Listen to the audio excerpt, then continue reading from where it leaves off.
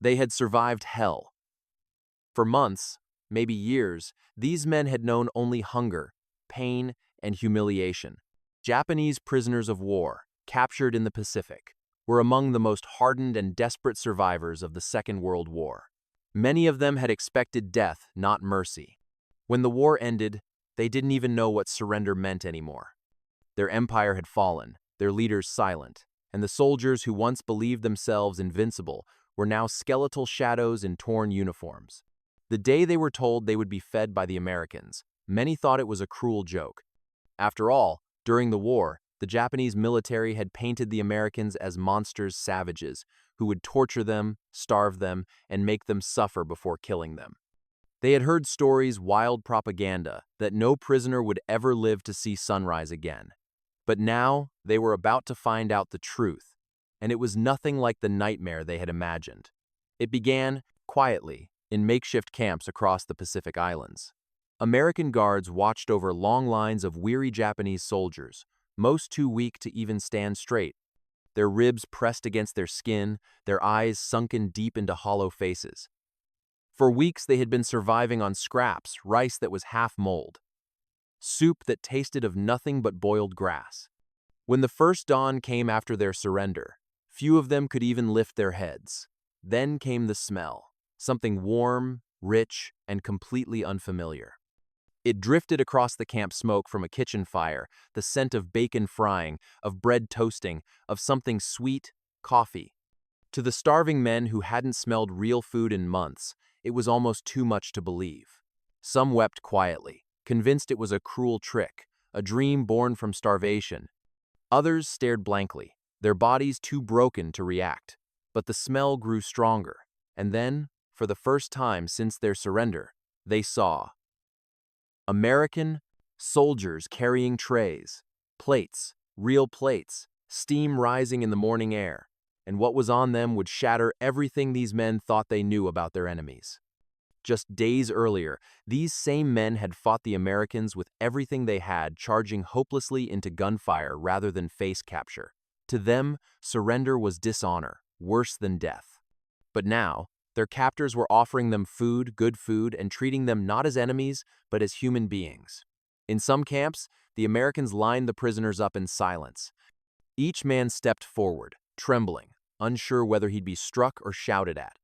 Instead, an American cook smiled faintly and handed him a metal tray piled with scrambled eggs, bacon, a slice of bread, and a cup of hot coffee. Some were given fruit, an orange, a banana, or canned peaches swimming in syrup. It was a feast beyond imagination. The Japanese soldiers stared in disbelief. They didn't understand. Why would the enemy, the same people who had bombed their cities, burned their ships, and destroyed their empire, feed them like this? At first, many refused to eat. Pride still lingered, even amid starvation. Some thought it might be poisoned. Others simply couldn't believe that mercy could exist in war. But when the first few took a bite, the silence broke. Tears came first, then laughter. Then, for the first time in months, the sound of people living. The Americans didn't understand much Japanese, and the prisoners spoke little English. But in that moment, they didn't need words. Food had said everything that needed to be said. For the Japanese, this breakfast was more than a meal, it was a revelation. They had been told that Americans were beasts, incapable of compassion. Yet here they were, feeding their defeated enemies better than they had fed themselves in years. It was the first crack in a lifetime of belief. The soldiers who had sworn to die for their emperor now sat quietly, hands trembling around tin cups of coffee, realizing that their world and everything they had been taught about it was gone. What the Americans didn't realize was how symbolic that moment was. In their eyes, they were simply doing what was right, feeding prisoners, following the Geneva Conventions, offering dignity to the defeated. But to those Japanese POWs, that breakfast was the first sign that they had stepped into a completely different civilization. The difference was staggering. During the war, Japanese prison camps had been places of horror, starvation, beatings, forced labor, death. The Americans knew it well. Many of their own soldiers had suffered and died in those very camps. Yet, despite that pain, The US military had chosen not to return cruelty with cruelty. That moral decision to show mercy instead of revenge would have consequences far beyond that breakfast table.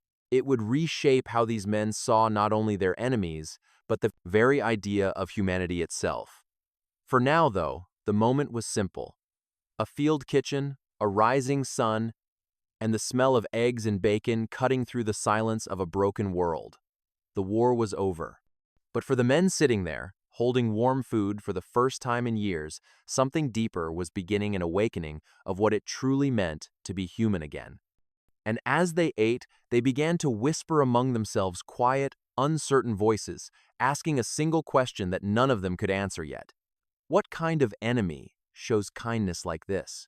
For many of those Japanese prisoners, that morning meal marked the first time in years they had seen something as simple as kindness. But the story of how that breakfast came to be and what it meant runs deeper than anyone in that camp could have imagined. When the war in the Pacific ended in August 1945, the world was drowning in chaos. Cities lay in ashes, nations were in ruins, and the human cost of the conflict was beyond comprehension. In the Pacific, thousands of Japanese soldiers were still scattered across islands, some refusing to believe the emperor had surrendered, others too weak to move. They had fought until every bullet was gone, every ration eaten, every order carried out to the last breath. Hunger had become their only companion. American forces, tasked with rounding up and processing these prisoners, faced an unexpected dilemma. What do you do with tens of thousands of enemy soldiers who had been taught that surrender was worse than death? Many expected mass suicides or rebellion, but what came instead was silence-exhausted men with empty eyes, barely able to stand. Reports from camps across the Pacific describe scenes of shocking frailty. Some prisoners weighed less than 90 pounds. Many were suffering from malaria, dysentery, or malnutrition so severe they could barely hold a spoon. When American medics and cooks saw this, the initial shock turned to something else: sympathy. They had fought bitterly against these men, but now they were seeing not soldiers, not monsters, just human beings who had lost everything. In one camp, an American lieutenant named Harold Moyer recalled walking through the rows of prisoners on the first morning. He said, "They didn't look like the men we'd fought. They looked like ghosts wearing uniforms." Moyer ordered his men to prepare something warm, something simple, a breakfast that could help them recover their strength. He didn't realize that this act, repeated across dozens of camps, would become a story remembered for decades. The Americans prepared the only kind of breakfast they knew: bacon, eggs, toast, and coffee. In some places, they added canned fruit, powdered milk, even oatmeal sweetened with sugar. These were everyday foods back home, but to the Japanese, they were a banquet from another world. The reactions were unlike anything the guards expected. Some prisoners cried openly, others bowed deeply before eating. One American cook remembered a group of Japanese officers refusing to touch the food until they were certain it wasn't a trap. When they finally took a bite, they sat in silence, then quietly thanked their captors with the words, "Arigato." Many of the American soldiers, hardened by years of battle, found themselves conflicted. These were the same men whose comrades had died on Guadalcanal, Iwo Jima, Okinawa, places where surrender was unthinkable. Some had personal reasons to hate the enemy, yet when faced with starving men, all of that hatred seemed to fade. In one report, a U.S. sergeant wrote, "You couldn't hate them anymore. They were just beaten. You wanted to feed them, not fight them." This compassion stood in stark contrast to what many Allied POWs had endured in Japanese hands.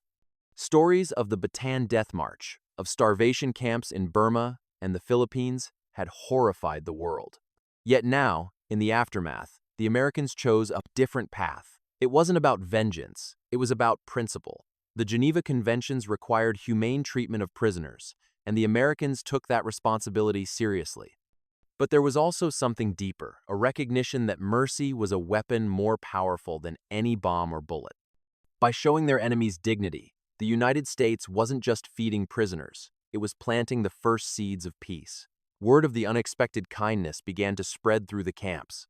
Prisoners who had once sworn loyalty to the emperor started questioning everything they had believed. Some wrote letters, home letters, that would later be found in archives describing their shock. One wrote, The Americans treat us better than our own army ever did. We are fed like men, not animals. Over time, these breakfasts became routine. Each morning, the POWs would line up for their meal. They would bow respectfully to the cooks, who sometimes returned the gesture with a simple nod. The camp slowly transformed from places of despair into fragile pockets of humanity amid the ruins of war. Doctors monitored the prisoners' recovery, gradually introducing more food to avoid refeeding shock, a condition that could kill those who had starved too long. Medical tents filled with men regaining strength. Within weeks, some were able to work, clean, and even help cook their own meals. In a few camps, Japanese prisoners began learning American recipes, scrambled eggs, pancakes, even cornbread foods they had never tasted before. For some, it became a quiet obsession. A few would later tell post-war interviewers that the smell of American breakfast haunted them for years, not as trauma, but as the moment they realized their world had changed forever. In Japan, the story of how American forces treated POWs reached the public slowly. At first, many didn't believe it. The country had been devastated by bombings, its people starving, and its government silenced. But when repatriated prisoners returned and told of being fed, clothed, and treated with unexpected decency, it sparked something the occupying forces hadn't expected: respect. The Americans had done what the Japanese military never did for its captives. They gave their enemies a chance to live. And that, more than any speech or treaty, became the foundation of a new relationship between the two nations. Of course, not every camp was perfect. Some guards were harsh, discipline was strict, and conditions were still rough. But the overall difference, the fundamental approach, was undeniable. To the prisoners who had expected torture, a simple plate of scrambled eggs and bacon felt like salvation. Even decades later, veterans on both sides would remember that breakfast. For the Americans, it was a symbol of doing the right thing after so much wrong. For the Japanese, it was the day they realized their captors were not the monsters they had been told to fear. And though most of those men would never meet again, that one shared meal would remain etched in their memory forever. A reminder that sometimes, the smallest acts of mercy can change everything. In the months that followed, the war faded into silence, but the memory of that morning meal did not. For thousands of Japanese POWs, the first breakfast served by their former enemies became something almost sacred, a moment that shattered the boundaries between hatred and humanity. When the time came for the prisoners to be sent home, many of them carried more than their meager belongings. They carried a story, one that they would tell quietly, sometimes in whispers, to their families back in Japan. They spoke of how the Americans, the men they had been told were barbaric and cruel, had shown compassion. One soldier remembered writing in his diary, "They gave us food like friends. It was warm. It smelled of life. We could not stop crying." Another wrote, "It was not just breakfast. It was forgiveness."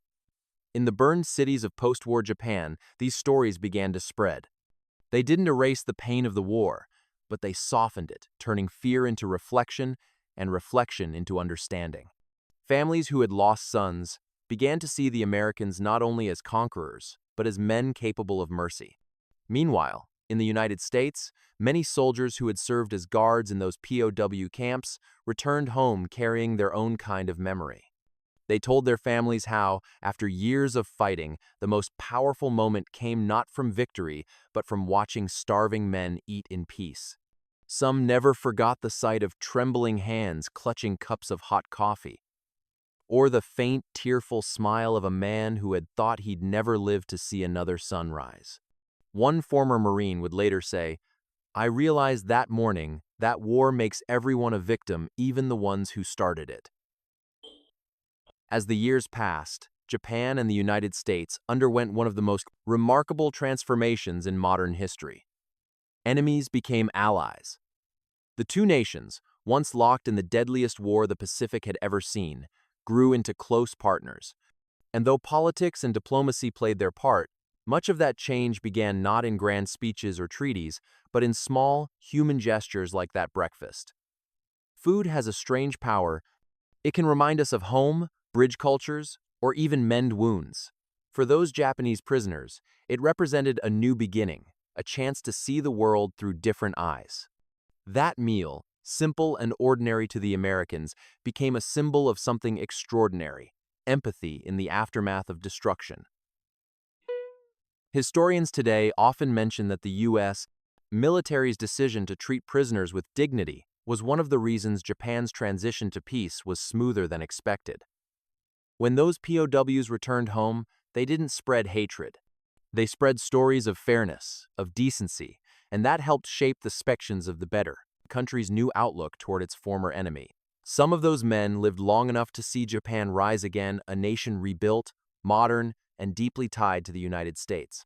A few even traveled to America decades later, standing in places where they had once been prisoners. They visited old campsites, now overgrown with grass, and remembered that strange morning when the smell of bacon and coffee drifted through the air.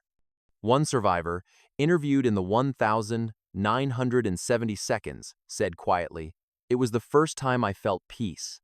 I was defeated, but I was human again."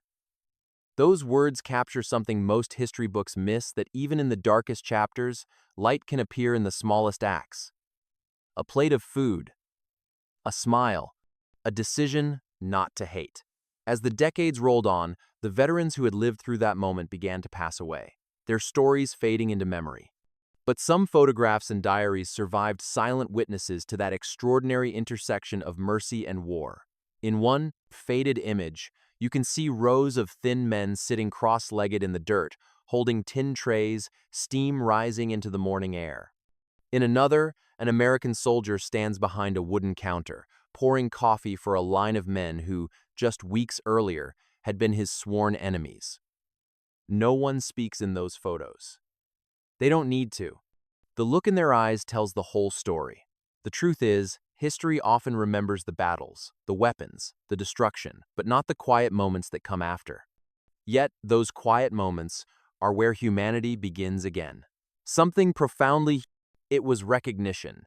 The recognition that beneath the flags, the uniforms, and the orders, people are still people, hungry, fragile, and capable of kindness.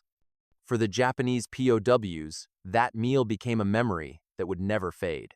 For the Americans, it became a lesson that the greatest triumph after war isn't revenge, but compassion. And as the sun rose over those camps, over the ashes of a world that had nearly destroyed itself, two former enemies sat together in silence, eating breakfast, no hatred, no shouting. Just the sound of spoons against tin, and the beginning of something far greater than war could ever end.